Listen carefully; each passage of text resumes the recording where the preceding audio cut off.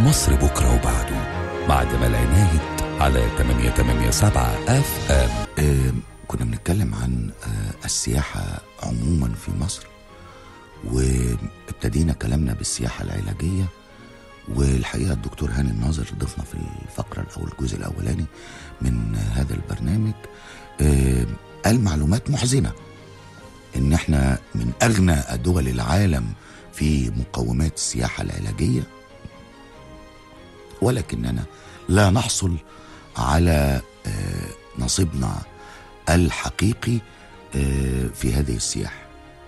يعني لما يكون التقرير الصادر عن مجلس الرحلات والسياحة العالمية، وده تابع للأمم المتحدة، بيقول إن إحنا مش في المجموعة الأولى ولا في المجموعة الثانية اللي بتضم 20 دولة، وإن إحنا في المجموعة الثالثة، ويعني ومش كمان واخدين حقنا. يعني في تعال نبص لدولتين عربيتين، المغرب والإمارات، وهم دولتين عربيتين مسلمتين زينا. فاحنا لما مبقاش يبقى عندي البحر الأحمر والبحر الأبيض، لما يبقى عندي كل محافظات مصر باللي فيها دي كلها، يبقى عندي الأقصر، يبقى عندي أسوان، عندي المتاحف، عندي المتحف المصري الكبير، الدولة بتستثمر في هذا الأمر. تبقى أكيد إن في مشكلة ما. هل مشكلة في إن إحنا مش بنعرف يعني نجتذب السياح؟ يعني الأستاذ محمد سلماوي في مقاله بيقول أن العقلية السلفية التي تم زرعها طوال سنين طويلة هي عقلية طاردة للسياحة، وإن الإمارات والمغرب رغم أنهم بلاد عربية ومسلمة إلا أنهم يعني ما عندهمش هذه العقلية. معرفش، ده وجهة نظر، مش بقول إن هو ده صح، لكن في الآخر هو إحنا مصلحتنا كبلد فين؟ مش بتقول ان احنا عايزين عملة صعبة، والسياحة دي اكيد هتجيب عملة صعبة. خليني احاول يعني نتلمس طريقنا كده في هذا الامر مع الاستاذ مجدي صادق، عضو غرفة شركات السياحة. مساء الخير يا استاذ مجدي. مساء الخير يا جمال بيه، اخبارك ايه؟ والله الحمد لله في نعمة يا فندم. بس سؤال، احنا بلد سياحية، عندنا مقومات سياحة ولا ما عندناش؟ واحدة كده، خدني على قد عقلي. ماشي، خلينا واحدة. بص، مطرح ما يروح خيالك تقول ايه المفروض يبقى موجود مقوم من مقومات السياحة هتلاقيه في مصر.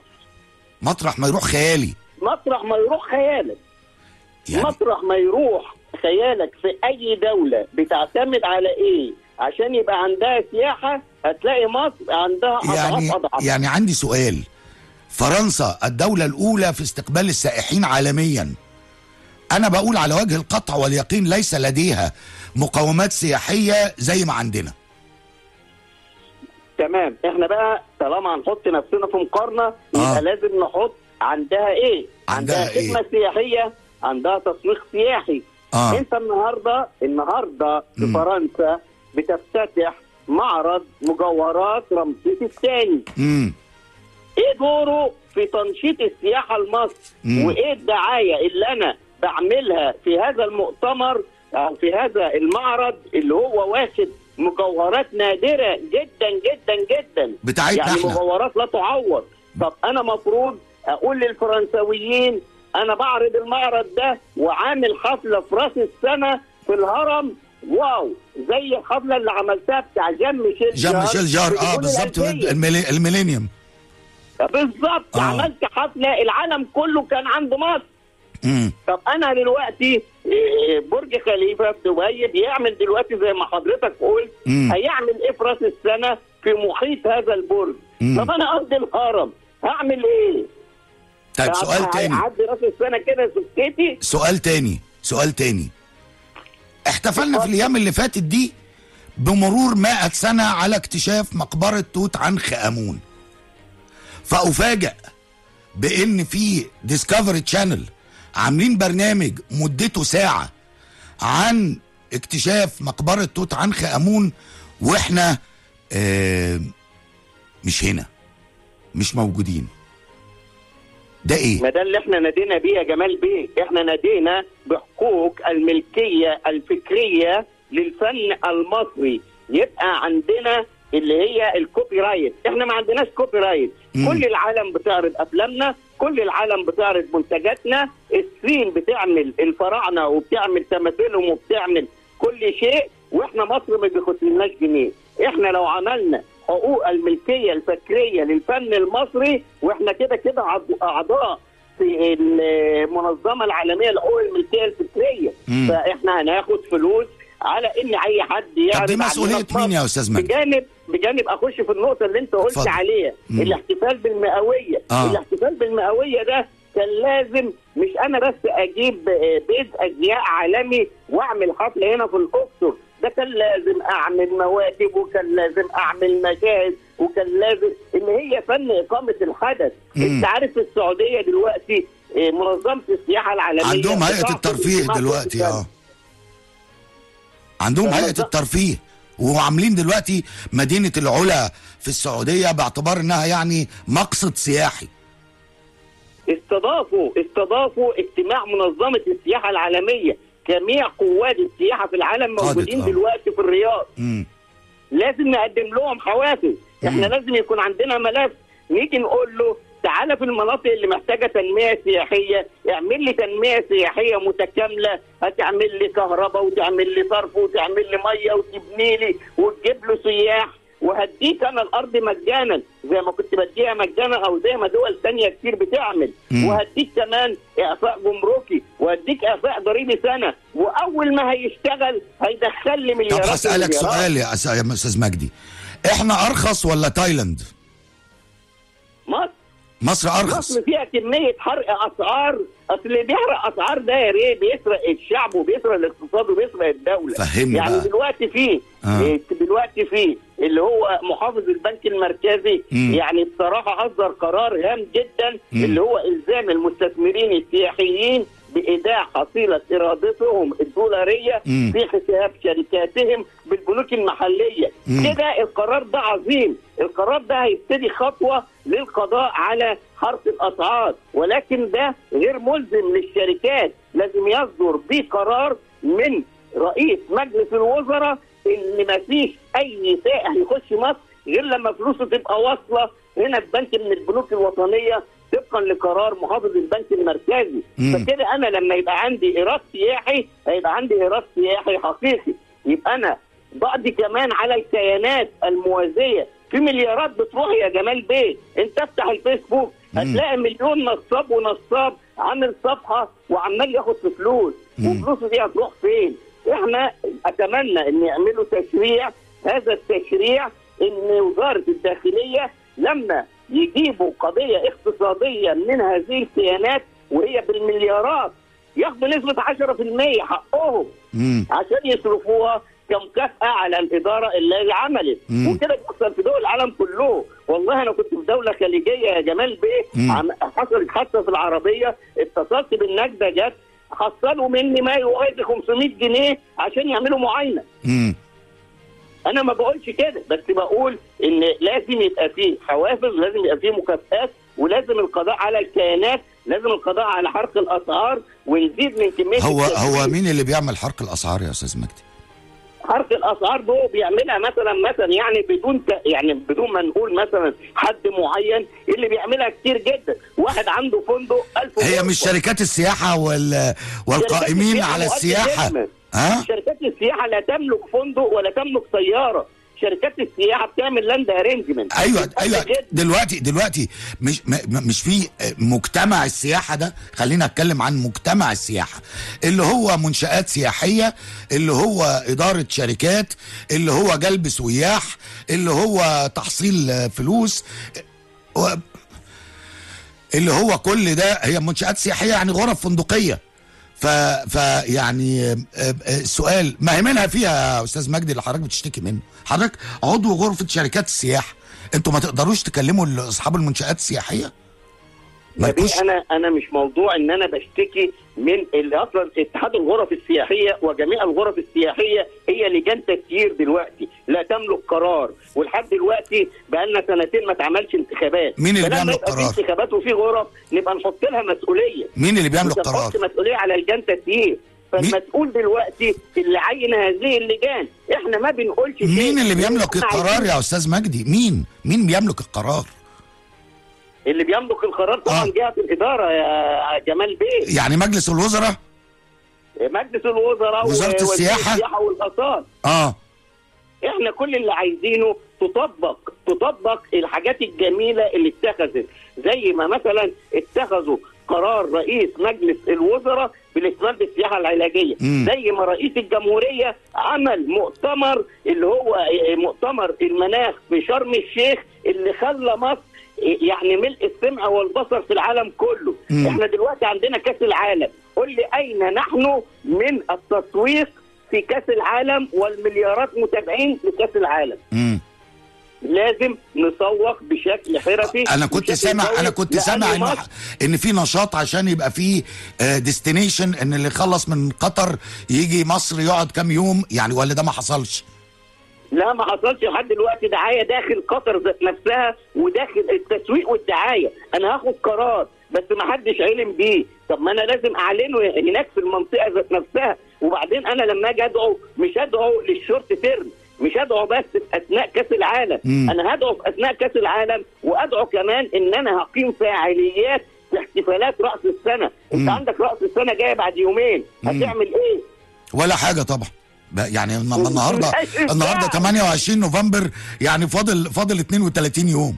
ما ينفعش يا بيه. انت لو عملت في منطقه الهرم حفله هتدخل لك ملايين الملايين من الدولارات يا بيه. اللي بيخش الحمام في منطقه الهرم بيدفع باليورو وبيدفع بالدولار. وده ينفع يعني. وده ينفع يا استاذ مجدي؟ ما هو كمان وينفع واحده سايحه تبقى ماشيه فيقولوا لها اصل انت مش لابسه مش عارف ايه، فتروح ويلبسوها بالعافيه. هو ده ينفع؟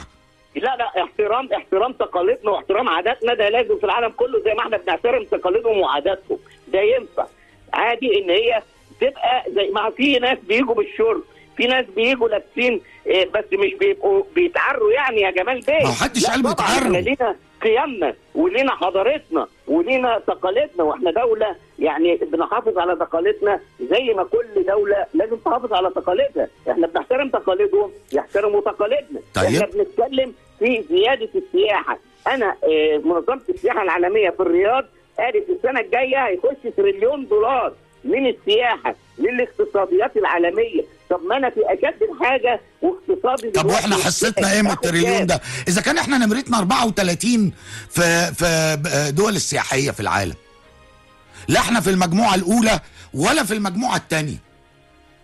احنا ممكن نبقى في حته ثانيه خالص لو يعني وسوقنا التسويق الصحيح وعملنا الخدمة السياحية يا جمال بيه بتبدأ من المطار، وبعدين السياحة دي متشابكة مع كل شيء، يعني متشابكة مع الداخلية. هو أول ما بيوصل تصور ان انا بسمع الكلام ده بقالي دلوقتي يجي 10 12 14 15 سنة نفس الكلام ده بيتقال كل مرة ومحدش بيعمل حاجة. ما هو لازم يعمله لأن لازم مصر والله يعني كان شعري ايامها لسه اسود قبل ما شعري يبيض. ان مصر والسياحه في مصر تكون هي مشروع مصر القومي مثلما كانت قناه السويس. طيب عايزين مليارات تخش لنا. كويس فلازم يبقى مشروع ايوه يعني دلوقتي احنا بنتكلم عن ان مشروع مصر القومي ومليارات تخش لنا وانه كذا. وبعدين بقى شركات السياحة عملت ايه؟ وحضرتك بتكلمني عن مؤتمر المناخ والعالم كله عندنا استثمرته ازاي شركات السياحة؟ اقول لك شركات السياحة عملت ايه؟ احنا في مؤتمر الورلد ترافل ماركت ما كانش موجود غير شركات السياحة. كويس. احنا في مؤتمرات العالم كلها السياحية وفي بورصات العالم كلها السياحية لا يوجد الا شركات السياحة. شركات السياحة بتمثل 95% من حجم السياحة في مصر، لان السياحة في مصر قطاع خاص، 5% بس قطاع حكومي. يعني المليارات اللي بتدخل دي بتدخل من تسويق شركات السياحة للفنادق وللمنتج المصري. وشركات السياحة هي مبسوطة كده؟ لا شركات السياحة عايزة أكتر. عايز اكتر. مش لازم نستثمر علشان نقدر نحقق عوائد، ولا المهم ان انا اقفش يعني الكم دولار اللي جايين وخلصنا على كده. يا ريتهم عارفين يقفشوا يا جمال بيه، كمان يا ريتهم عارفين يقفشوا. ده كانت قبل كده ثورتين، وكانت فتره حظر اقتصادي على مصر، ودخلنا في كورونا. ده احنا دلوقتي بنبتدي نقول يلا احنا عندنا عام الذروه 2010 وهو كورونا دي كانت عندنا احنا بس يا استاذ مجدي؟ ما هي كورونا موجوده في كل حته في الدنيا. دلوقتي كان في ظروف معينه، خلاص الظروف دي انتهت، العالم بدا يدخل على السياحه، لازم نخش بكل قوه. شركات السياحه بتعمل اللي عليها، بس شركات السياحه كمان محتاجه مساعدات، محتاجه اللي يقف جنبها. شوف انت في دبي مثلا بيصرفوا قد ايه، شوف دلوقتي قطر صرفت 400 مليار دولار عشان تجيب سياحه. معلش ده كاس العالم، ما هو كاس العالم ده بتعمله ليه؟ عشان تجيب سياحه كويس، عشان تحط نفسها على خريطة لكن انا ازاي يبقى الامارات والمغرب قبل مني؟ عشان الامارات والمغرب عندهم خدمه تسويقيه عاليه جدا، عندهم خدمه سياحيه جوه المنطقه ذات نفسها اللي بيجوها كويسه، عندهم ادارات، والادارات دائما بتتواكب. الدنيا كلها دلوقتي احنا ما عندناش الكلام ده، احنا ما عندناش يا استاذ مجدي. نعم، احنا ما عندناش خدمه سياحيه، ما عندناش ادارات، ما عندناش. طب ما انا بقول لك احنا عايزين نحسن الخدمه السياحيه، بتقول لي الكلام ده بسمعه بقالي 25 سنه وما حصلش حاجه. اما حضرتك ويعني ولعل يعني احنا ما اتكلمنا قبل كده مع حضرتك ومع كتير من الناس، استاذ الهام الزيات وغيرهم ونفس الكلام بيتقال، نفس الكلام. احنا بنقول الكلام، يعني عايزين حلول. احنا بنضع كمان النو هاو، احنا بنضع النو هاو. احنا عملنا طلبات وعملنا شغل وبنقدم رؤيه. احنا عملنا الرؤيه بتاعه المؤتمر الاقتصادي لما حصل توصيات المؤتمر الاقتصادي في مصر.